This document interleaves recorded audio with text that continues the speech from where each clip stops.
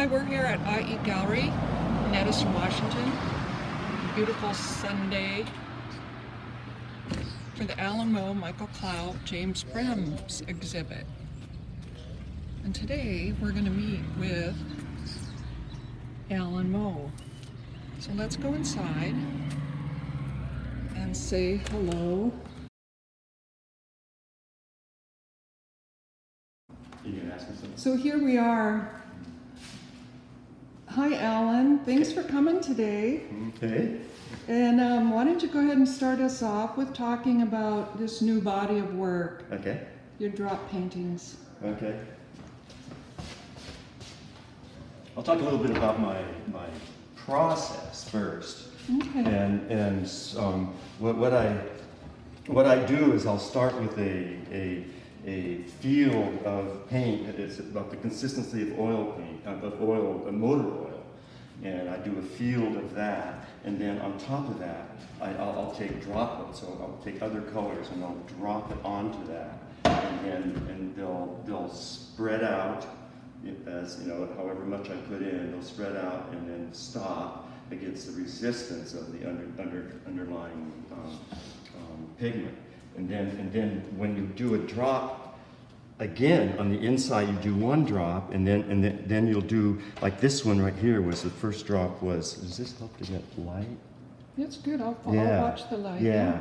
It was this one. The background was is white, and then I did a black drop, and then on top of that. I did a red drop, and the red will actually there's a yellow drop first, a little teeny yellow line, and then the yellow will push out, and then we'll make this black a line, and then I did a red on the inside, and then that pushed out the yellow, and it's all about that balance between a pushing out and a kind of resistance. You can move it back into the shape because I get a more even image. Yeah, there we go. And that's great. Yeah, so that's the basic thing, and it's interesting to me how these forms. It's all about the fluid dynamics and the basic forces that fluid will act within itself, following lines of resistance and expansion, and it's interesting to me how. All these, there's very organic quality to the lines, and I didn't make any of this. This is all a product of fluid dynamics. And what's interesting to me is how this is very organic. And my thinking is that these kinds of forces are what influence the evolution of how life is. It falls into these patterns. Because of these underlying principles. The underneath thing is DNA, but it expands and becomes life form in response to these kind of underlying forces. And so I didn't make these flowers. I said, my God, those things look just like flowers. And it's only because of these principles. I did not make these flowers. And then this in here was a phenomena where it's about the different consistency of the paint. And if there's more turpentine, whatever, it'll bleed up through. So this was white underneath that bled up through the black. And of course, when it happens, I hate this, because it's not what I wanted. Yeah. But then I looked and said, oh my God, that's way cool. Yeah, that's very much a life experience. Yeah, that's beautiful. Are these kind of basic physics principles? Yeah. These are the basic laws of the way fluid dynamic interacts with itself. And you also are interested in chaos and randomness. Well, that's kind of because this is basic. Well, it's the same conversation, but this stuff is fairly random, and I do it, but it has these underlying principles that are kind of pushing. I'm interested in those underlying unseen forces that distribute matter. And we tend to call it random, but it's not random. It's not random. Huh. So fascinating. When I lay these things out, I'm very much like Agnes Martin or Louise Kikuchi in that way. In that I really try and make an organized grid. Okay. I want, in a line, so I paid great attention to that. And this painting actually kept that. And more often, they'll fall apart. Yes. But yeah. this one has all the structure of the underlying, you can really see each expanding thing, how they're expanding into each Yeah. other.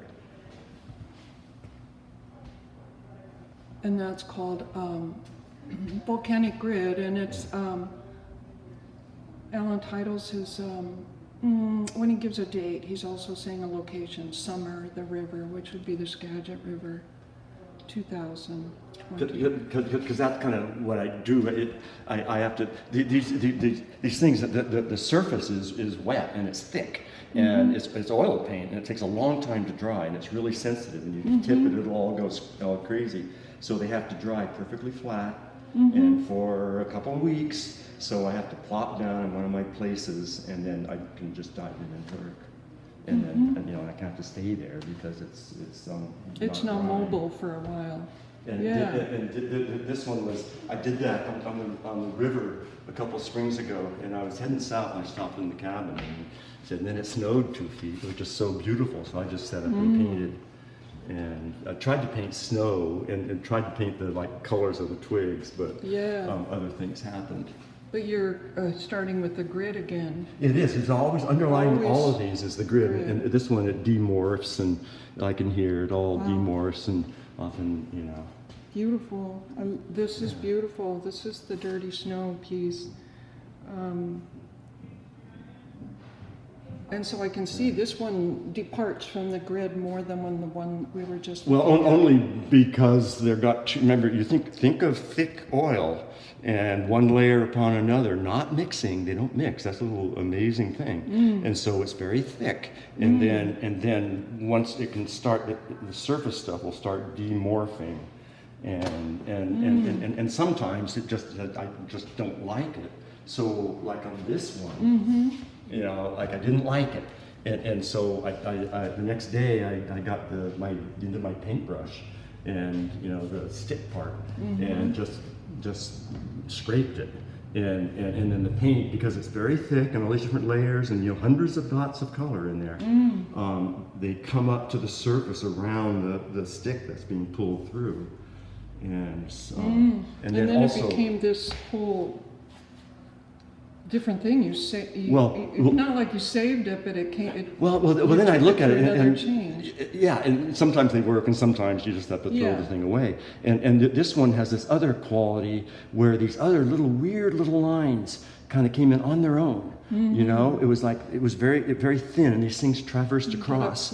And so they look like annelids. There's a segmentation, and again, that's a natural, just what fluid does. Yet it looks just like an annelid worm. Annelid is a type of worm? Yeah, it's a kind of worm. It's like worms. When you think of worms, how they're segmented. Yeah. Okay. So again, it follows that underlying forces of nature and what causes the patterns, the biological patterns we see. Which is kind of like our underlying grid of everything anyway. I totally think, especially that, it's all that yin yang stuff. Yeah. It's that pushing and resistance is what's actually going on, and that informs the whole universe. Yeah. So.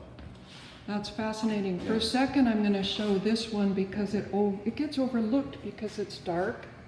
Well, again, but it shows It's so shows the beautiful. flower again, the natural forms. The night bloom, this is called, and across the room it just looks kind of like a dark, interesting surface. Yeah. Okay. So, and now you want to talk about each one. But this was also done during snow time, and it was I worked on this. This has gone through so many different morphs, and this one I actually worked on after all the other ones. They're pretty much a one-stop thing, and one day, and because it's all wet, and you've got to work in the same consistency. This is with hail, like snow with hail. Yeah. Yeah. So it was just the snow part, and then months later, I actually, I'm gonna do this, and so then it hailed. And that's rare, right? That you add, isn't that unusual for you Super. to add some? Super, because usually yeah. it doesn't work. Usually it's a Right. one-day Right. painting, and they are always painted flat, looking up with Oh, it has to be. with drops. Oh, it has to be. Yeah. Yeah. It has to be. Yeah. Absolutely. And with a level, you have to be super careful. Yeah. You know, use matchsticks to make it exactly right. Oh, right, for little shivs. No, yeah, but it has to be dead Yeah. level. Otherwise, everything's going to flow in one Yeah, way. of course. It's super sensitive that way. Of course. And Burning Orchard, this is just for our viewers. I'll just show them this for a Oh, but moment. again, it goes into the naming process because you can see, you know, the grid thing. Oh, yeah. But then I was looking at that, and it's fun to consider the names. And Oh, I said, yeah. well, you know, and then you know, they're in a grid like orchard, and look like trees from above. And yeah. so suddenly, well, that's what this is. And being sometimes in mid-pines where you live some of the time. Well, I it's- painted this during the fires, Oh, okay. and so the fire was super with that in it. Yeah. And so then COVID came along, and I didn't really fall into painting so much, but I fell into doing shibori. There's a stitch shibori, and I couldn't do. I just the meditative aspect of just doing stitch work, one at a time. So I did, you know, dozens of T-shirts and mailed them to all my friends, and really got into it. And it's weird how fabric always influenced the other paintings were influenced by marbling. I got into marbling, which is where you have a wet surface of a kind of thick water, and there's ink on there, and then you can take cloth or paper, and then you go in and you drop ink on there, and it does the stuff like I'm talking, but a little looser because it's ink, and then you capture it. And so when I sat down and I really got into that. Yeah. And when I sat down with this bag of paints that Tom Wood gave me, the oil paints, that I found myself I had no idea what to do with them. I'd had them for 2 years, and I sat down and I found myself doing that with the wet surf, exactly like marble. Yeah. And every time I get into the fabric, I think you're wasting your time. Oh. But then it falls into my paintings. Yeah. And so then I found myself doing this painting. Yeah. And I'm into indigo, and that is like very much. Very much. It was a black and white, my usual grid of circle stuff. But then I didn't like it, so I put the stitch marks on. Yeah. And the stitch mark you're referring to is the white. Yeah, which is a whole different. It's not part of the grid. Changes it's something I it. did later. Yeah. Well, it was still wet, Yeah. so it was. Very much. The color's gorgeous too. Yeah, it's indigo. You know, that's Yeah. again. I like and this. Colors show up well in this format. Okay, and let's go over to. So here's another stitch one. Oh, yeah. Sort of the same, a little version. It was an underground one that I thought was kind of boring. So. And there's I this did these beautiful stitches. blue-green that the screen isn't picking up that well, that Alan told me is like similar to Aho, where he spent a lot of time, or reminded him of Aho. Well, it's the colors. It's the colors that were in the mine tailings from the that's mine right. there. That's right. And there's that deep purple. And so I go to a landscape and I'll try and capture the local colors, and then we'll do what I do. And this one, it's trying to get into the mindset of putting these things down. You're kind of wrecking the painting by just throwing this stuff on. And I look at a lot of African cloth and just try and access just what is the because everything is like Paul Klee paintings. You know, there's a precision, but they almost seem random, and it's really interesting to me. Yeah. And try and access whatever that is. You know, when you were talking about fabric for a minute, it made me think about, and your interest in it, it made me think about your pots, and it made me think about the skins you put on them and how that was almost like clothing Yeah. the pots in some ways. Yeah, and this stuff, this paint is like skins, the way these layers, and it's like, and yeah. completely. Yeah, it is. Can you tell me And- anything about the one to the left for a second, or do you Well, want to segue into something else? Let me get over here first. Okay, 'cause let's you go mind? over there. So then I found myself doing making a storyboard. I mixed up like 5 colors, and then they're different, really different in the different orders you put them. And so I had a bigger board and was starting to make a test. Oh, if I did it this way, bum bum, or this order, bum bum, make these little units of. And then I found, well, this is pretty cool. And then so I ended up making patchwork. 'Cause again, my fabric thing, I'm into fabric.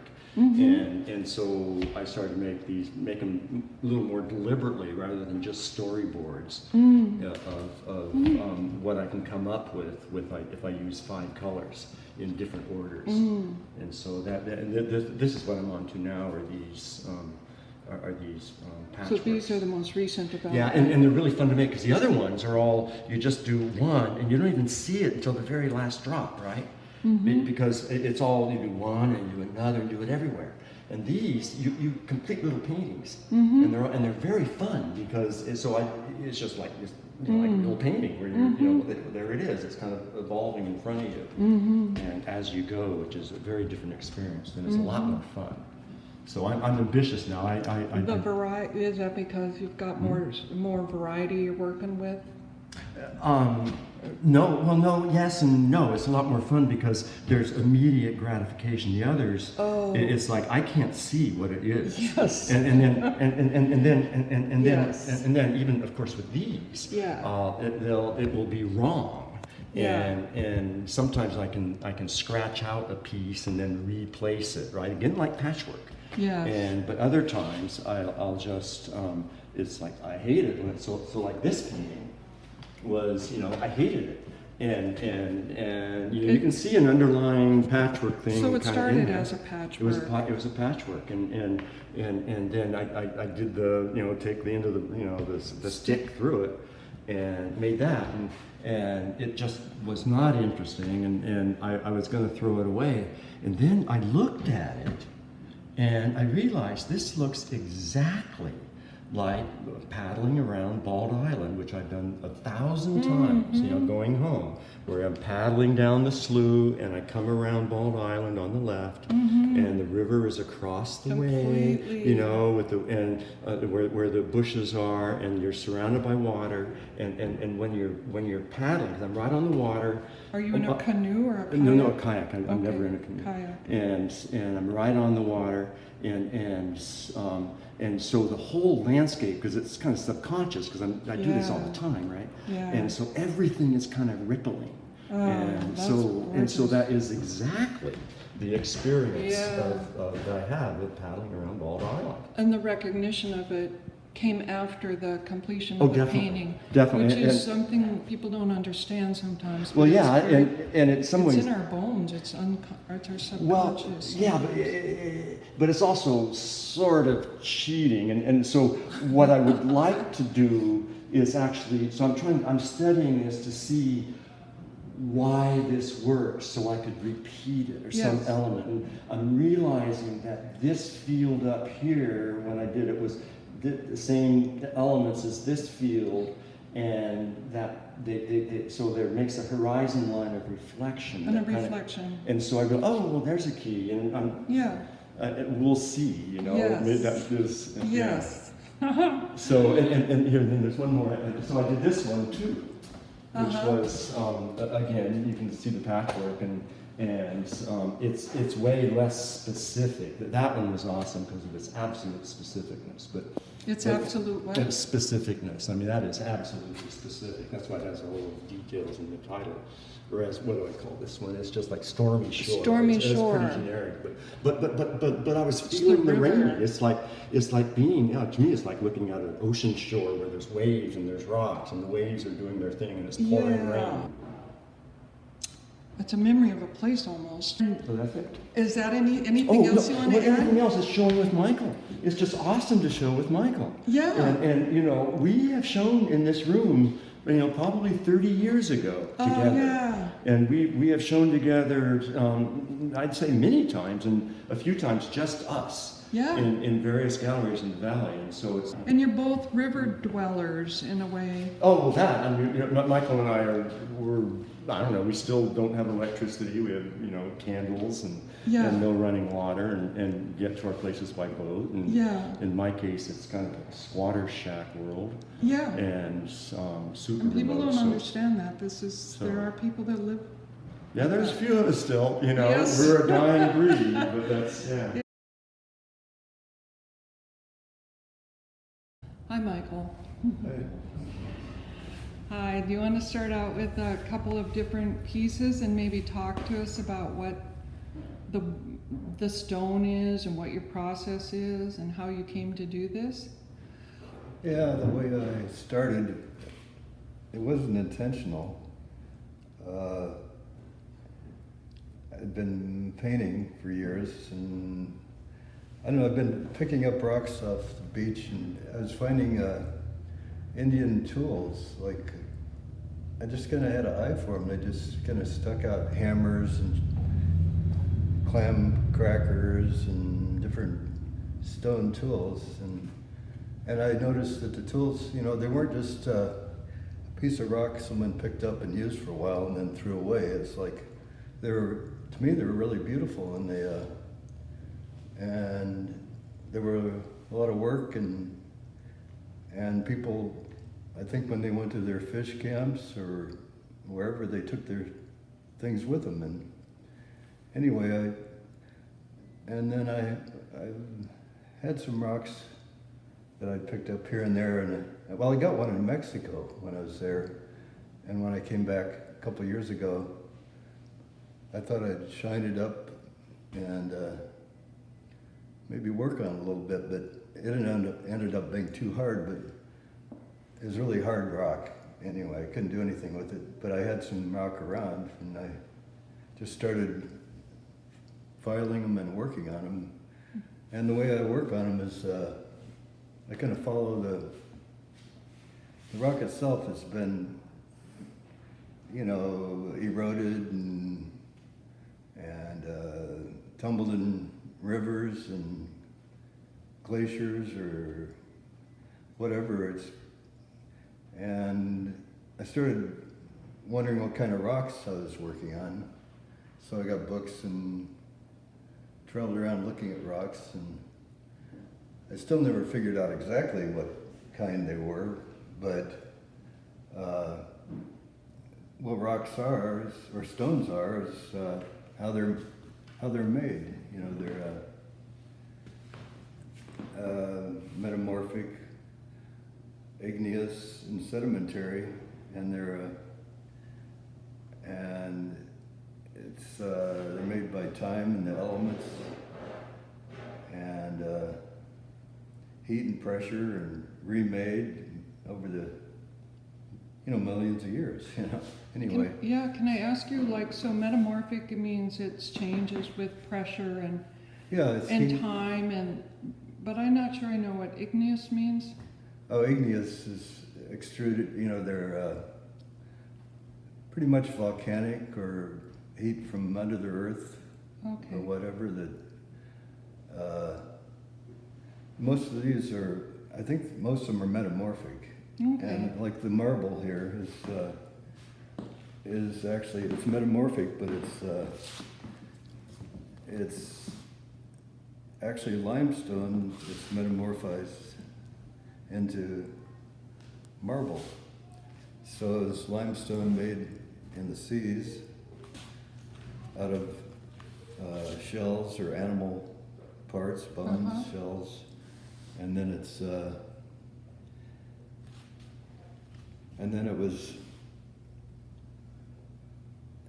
ends up on the land through continental shift or plate tectonics, and it's part of mountains, and then it's under pressure and heat, and the limestone turns into marble.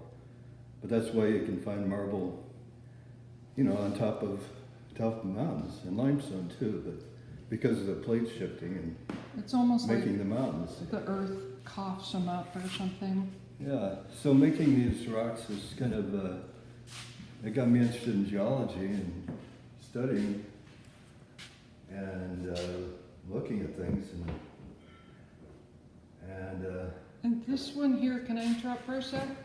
Like this one is from Eastern Washington. You can pick it up and show it to us for a minute. yeah, this one is, yeah, it's, And this one looks more like marble to me. this is marble, yeah, it's white marble. Is actually it's weird. It's from a road shoulder up, kind of on the way to Republic, off of Highway 20, Okay. way up in the mountains. And the county had used this crushed rock for the shoulder of the highway. It's a real steep, narrow highway, and it drops off on one side. And the white marble, at night, it lights up that edge of the road. Oh, cool. Yeah, it's cool. But so I'd heard about there was some road up there, and when I heard about it, I thought, oh, I know where that is. And when I was driving through there this last fall, I said, oh, that does look like marble. So I jumped out of the car and grabbed a few chunks. Oh, cool. Stole it from the county. Anyway, it'd been, totally crushed and, well, into pieces this size and maybe a little bit bigger. And so it was just odd crushed shapes, it kind of looked like, well, not sanded off like that, but it was that's what the raw material. just real chunky. Okay, we're going to move over to this rock that is, Michael was telling me, is obsidian. And you want to pick it up and tell us a little bit about this one? Yeah, it's obsidian. I drove down to southeastern Oregon this fall, looking at geology and just looking at rock. And I went down there, I wanted to get some obsidian. And there's a place in southeastern Oregon called Glass Butte. And obsidian's volcanic, it's like glass. And there's a whole area there that's a lot of obsidian, so I went and got some. Anyway, it's a little harder. Well, it's not as hard to work as some of these rocks, but it's. You said it's volcanic, is that right? Yeah, it's volcanic. And you wax them a little bit and buff them? No, I buff them. I don't use wax. So. You just buff them? Yeah, I just use a lot of finer and finer sandpaper. Yeah. And then. So that's a natural gloss that they have. Yeah. That's cool. Yeah, some of them shine up a little easier. All differently. I love the way these set on their own little rocks too. But I'd find them on the beaches mostly, on Fidalgo Island and Samish Island, and Whidbey Island, different beaches. And that's part of the fun too, of walking on beaches and looking at rocks. Yeah. But it's a cool piece of stone. It's beautiful. Yeah. So I worked on it. Yeah. And it's one of the few I title because it kind of titles itself because it kept shifting. I call it shapeshifter, but because it kept shifting shapes, or not shifting, but when I work on it, it's like taking other shapes, which most of them do, but this one. This one's it's so different from every angle. Yeah, yeah. This is beautiful. Let's go over to this little group, a couple of you over here. And again, you have another piece from Eastern Washington. Yeah, another piece of marble.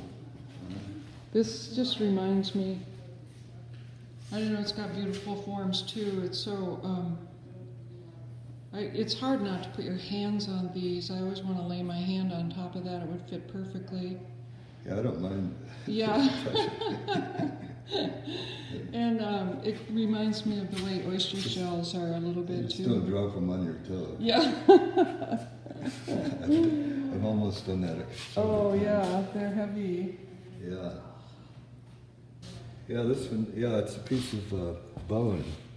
Oh, And I had some diamond drills, and that's what I drilled a hole to diamond. oh yeah. Fits on the Dremel tool. And then you put the bone there? And then I inset the piece of bone. Where do you think the bone, you just have it around your cabins? Yeah, it's just a piece of cow bone. Oh yeah. Actually, it's one that Stuart Bueller, I think Margie might have known him from the Yeah. Gallery days. I But he used to- remember him. He used to send me, he did scrimshaw, and he used to send me these stuff in the mail all the time. And because we were both trying to quit smoking then, and he called them Boulevard smoking devices. And I think that piece of stone was shaped like sort of like a cigarette. It's like Oh yeah. just the right size, but I had to Something for you to round it hold on off to. more and fit it in there. Huh. Was he Bay Area, Stuart Bueller? Around Eureka. This one's got some beautiful markings on the back, and all around it it's striated. And that one, I don't know where it came from. It's just one that's out of the cabin for a while. I think someone brought it, gave it to me or something. And how long have you been on the river there? You have a place on the river that's, you get to by boat. Yeah, 45 years. 45 years, wow. So that was sitting And around there it's- for years. It's awfully sweet now. You have like 3 different little buildings, or, Yeah, I got a couple different buildings, and yeah. garden.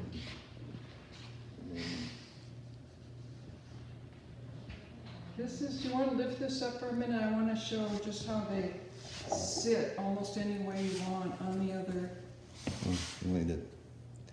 Anyway, yeah, I like the simplicity of this one. Actually, Yeah. it's one of my favorite ones. 'Cause It's one of my favorites too. It's It's just so 'cause it's- pure and simple. yeah, it's simple, but it was real. It's very Took a long elegant. time though. It's really hard rock, and I'm not sure that Yeah, it might be basalt or something like that. Well, and they take months, it sounds like. It kind of reminds me of some of Clayton James ceramics, actually. Yeah. Just the forms and the simple forms. It does completely. Yeah. Yeah, I work on them every day for 2 years, just about it.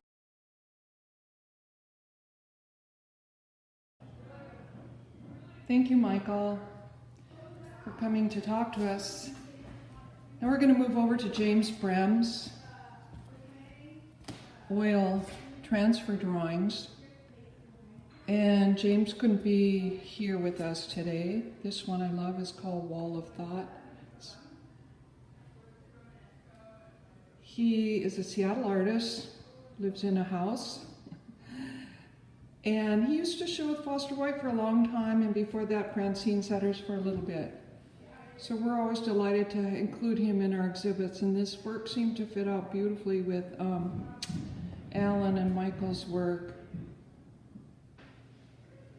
So James's work has been through a big change the last year in that he lost his whole body of artwork when the basement flooded in his home in Seattle. When he sat back down to get back to making art, it became this very simple, almost petrographic, like hieroglyphic cave drawings, forms, where he lays a piece of paper down, covers it with oil paint, and then puts the mulberry paper face down and draws on the back of it. And he's making a very primitive print. They're beautiful. Splotches left behind from the paper that are out of his control. So we appreciate being able to have James's work here. This is called When Strangers Meet. I think it was a beautiful round off to this exhibit. It will be up through another weekend. It's over at the end of April. So please get in to see us, and thank you very much. here in Edison Wa, IE Gallery.